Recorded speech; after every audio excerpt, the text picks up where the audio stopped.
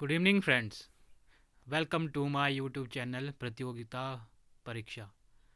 दोस्तों, आज हम बात करेंगे Himachal Pradesh Staff Selection Commission Hamirpur द्वारा जो अभी रिसेंटली नोटिस निकाला गया है, जो आपका टाइपिंग टेस्ट जो शेड्यूल हुआ था पहले प्रीवियस डेट्स पे, अब उसकी एक नई डेट आ चुकी है। पहले जो ये डेट्स थी आपकी स्क्रीनिंग की टाइपिंग के लिए, वो 27/8/2021 से 18/9/2021 तक होने थे।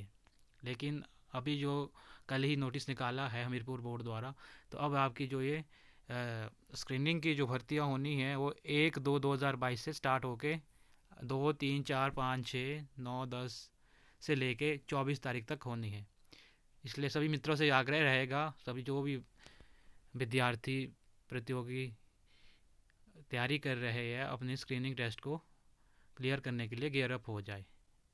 अगर आप लोगों ने मेरे चैनल को अभी तक सब्सक्राइब नहीं किया है तो please subscribe to my channel, click on the bell icon, ताकि आपको ऐसे ही आगे बाकी नोटिफिकेशन भी मिलती रहे। Thank you so much.